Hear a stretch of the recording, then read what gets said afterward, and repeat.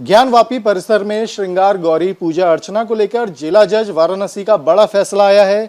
मुस्लिम पक्षकारों की याचिका को खारिज कर दिया गया और हिंदू पक्ष की याचिका ये थी कि ये मामला सुनवाई योग्य है और इस पर एक विस्तृत सुनवाई की आवश्यकता है। हालांकि मुस्लिम पक्ष का कहना था कि जो प्लेसेस ऑफ वर्शिप एक्ट है उसके मुताबिक इस मामले पर सुनवाई नहीं होनी चाहिए, लेकिन आज ये साफ हो गया कि इस मामले पर सुनवाई भी होगी और आगे कोई ना कोई रास्ता भी निकलेगा।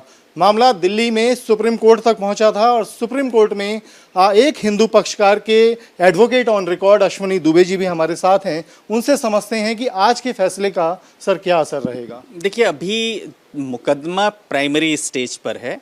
अभी जो मुकदमा चलने योग्य था या नहीं था, इस बात को लेकर के वहाँ पर एप्लीकेशन लगी थी, जो कोड ऑफ सिविल प्रोसीजर की धारा आदेश 7 नियम 11 है, जिसके तहत ये होता है कि जब कोई भी मुकदमा किसी और कानून के प्रोविजन से बाढ़ होता है तो एप्लीकेशन लगाई जाती है। अब चूंकि वहाँ पर ऑर्डर 7 रूल लेवल की एप्लीकेशन जो वहाँ पर मस्जिद इंतजामिया कमेटी थी उसने लगाया था, ये कहते हुए कि 1991 में places of worship act Narasimha Rao की जो सरकार थी उसने पारित किया था। प्लेसेस ऑफ वर्शिप एक्ट की एक धारा ये थी कि 15 अगस्त 1947 से पहले जो रिलीजियस कैरेक्टर जहां पर जैसे एग्जिस्ट करेंगे वो रिलीजियस कैरेक्टर उन बिल्डिंग्स का नहीं बदला जाएगा।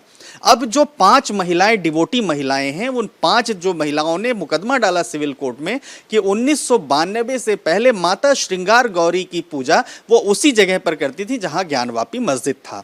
तो अब वो उन्होंने कहा 1992 में आज माता श्रृंगार गौरी की पूजा करने से हमें रोका गया और आज तक हमें नहीं करने दिया गया, जबकि ये एडमिटेड और एक्सेप्टेड फैक्ट है। तो उन्होंने पिटीशन लगाई, तो उसमें किसी भी प्रकार से किसी धार्मिक स्वरूप को किसी बिल्डिंग का चेंज करने का आवेदन नहीं था। वो भारत के संविधान के अनुच्छेद 25 में जो पूजा करने का अधिकार है, जो हर किसी को अपने धर्म का पालन करने का अधिकार देता है भारत में, उसके तहत वो उन्होंने कहा था कि हमारा अधिकार है और हम 1992 से पहले करते रहे।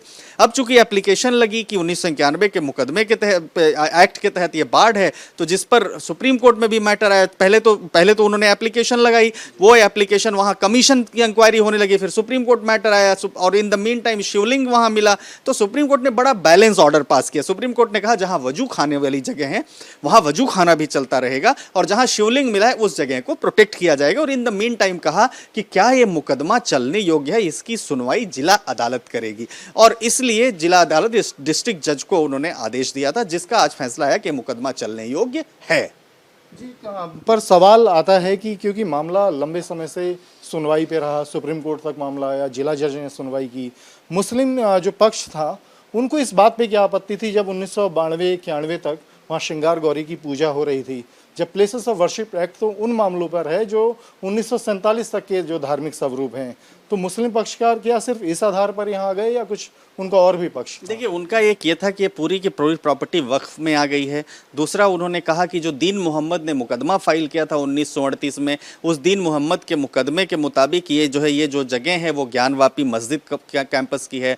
अब आज जो वही बगल में चूंकि भगवान शिव का भी मंदिर है, तो आदि विश्वेश्वर का भी मंदिर, उत्तर प्रदेश सरकार ने भी 1983 में एक एक्ट पास किया था, वो एक्ट उसकी भी एप्लीकेबिलिटी की बात आई। तो तमाम इन बातों को लेकर के चूंकि मुस्लिम पक्ष का कहना था कि बहुत सालों पहले से हम लोग वहां पर कब्जे में हैं और हम उसको मेंटेन करते आ रहे हैं, और इसलिए अब अगर पूजा करने की इजाजत दी जाएगी तो धार्मिक स्वरूप उस बिल्डिंग का बदलेगा। तो उस बात को देखने के लिए चूंकि अदालतों को यह पावर होती है कि जब कोई मामला डिस्प्यूट में हो तो उस डिस्प्यूट के निराकरण के लिए वो साइंटिफिक इन्वेस्टिगेशन भी करवा सकते हैं, कमिश्नर भी अपॉइंट करवा सकते हैं, लोकल कमिश्नर अपॉइंट करो, तो उन्होंने लोकल कमिश्नर भी वहां पर भेजा, तो वीडियोग्राफी वगैरह, वीडियोग्राफी से तमाम चीजें आई। तो अब बहरहाल यह है 22 सितंबर से यह मुकदमा चलेगा। ऐसा नहीं हुआ कि सिविल कोर्ट को मुकदमा सुनने का अधिकार नहीं है। जब 22 तारीख से जब ये मुकदमा चलेगा तो कुछ अहम सवाल हैं, जैसे कार्बन डेटिंग की मांग की गई है शिवलिंग की, और जो साइंटिफिक जांच होनी है, जो सर्वे था, उसको लेकर क्या लग रहा है कि आगे अब क्या रास्ता निकलेगा, जो हिंदू पक्ष है वो क्या उम्मीद कर सकते हैं? देखिए, कार्बन डेटिंग तो एक इम्पॉर्टेंट पहलू है ही कि किसी भी जगह पर कार्बन डेटिंग से ही इस्टेब्लिश होता है कि किसी जो वहाँ पर आकृति है या जो शिवलिंग है या कोई और जो चीज़ है वो कितनी पुरानी है। तो ये एक साइंटिफिक एग्जामिनेशन है, वो बात बाद में आएगी। अभी बात यह है कि क्या इन 5 महिलाओं को वहाँ पर पूजा करने का अधिकार है या नहीं है। इसी मांग पर तो एएसआई का सर्वे जो कमिश्नर सर्वे हुआ था वो इसी मांग पर हुआ था, तो क्या वो सर्वे आगे कंटिन्यू रहेगा? एएसआई की अब क्या भूमिका रहेगी, या उससे पहले ये डिसाइड हो जाएगी कि उनको पूजा करने का अधिकार है या नहीं है? वो रस्तोगी जी की जो याचिका थी, वो याचिका दूसरी याचिका थी, वो याचिका हाई कोर्ट में ऑलरेडी पेंडिंग है। और रही बात एएसआई की, और रही बात इस बात की कि क्या वहाँ पर जो रिलीजियस कैरेक्टर है वो चेंज करने का अटेम्प्ट हो रहा है, क्योंकि अगर हम कानून को देखें तो कानून में एक बात ये भी है कि जो एंशियंट मॉन्यूमेंट एक्ट 1958 है, उसमें कोई अगर बिल्डिंग आती है, चाहे एएसआई ले ले उसको या वो बिल्डिंग 100 साल से पुरानी हो, वहाँ पर प्लेसेस ऑफ वर्शिप एक्ट लागू नहीं होगा। ये प्लेसेस ऑफ वर्शिप एक्ट में एक ये प्रोविजन है। तो अगर ऐसा साबित होता है कि जो ज्ञानवापी है वो ज्ञानवापी 100 साल से पुराना है, तो प्लेसेस ऑफ वर्शिप एक्ट नहीं लागू होगा। और प्लेसेस ऑफ वर्शिप एक्ट नहीं लागू होगा तो वो कार्बन डेटिंग से लेकर के तमाम वो चीज़ें, जैसे मंदिरों वहाँ पर कमल के निशान मिले, पूजा के स्थान मिले, जो हिंदुओं में कल्चर होता है, कहीं कहीं टीका लगा हुआ है, वो सब स्थान, वो सब चीज़ें जो मिली, उन सबको देख करके लिया जाएगा, देखा जाएगा। परंतु ये है कि अगर हम एक्सेप्शंस के, सब कानूनी बातें हैं, आने वाले दिनों में एविडेंस से ही साबित होगा कि एक्चुअल में क्या प्लेस, क्या कैरेक्टर है। फिलहाल ये मान लें कि प्लेसेस ऑफ वर्शिप एक्ट दरकिनार हो गया ज्ञानवापी वाले मामले में। हाँ, सिर्फ ज्ञानवापी को लेकर के, सिर्फ इसलिए कि पूजा करने के अधिकार को लेकर, और किसी भी बिल्डिंग के रिलीजियस कैरेक्टर को एसर्टेन करने के लिए कि उसका क्या कैरेक्टर है। वहाँ places of worship act religious place के कैरेक्टर को एसर्टेन करना, उसको जानना, और रिलीजियस प्लेस को चेंज करना, दोनों में अंतर है। तो अभी रिलीजियस प्लेस के कैरेक्टर को एग्जामिन करने के लिए, एसर्टेन करने के लिए जो अदालत ने कमीशन बनाए, वो सामने है, वो प्लेसेस ऑफ वर्शिप एक्ट से हिट नहीं है। बहुत शुक्रिया हमसे बात करने के लिए।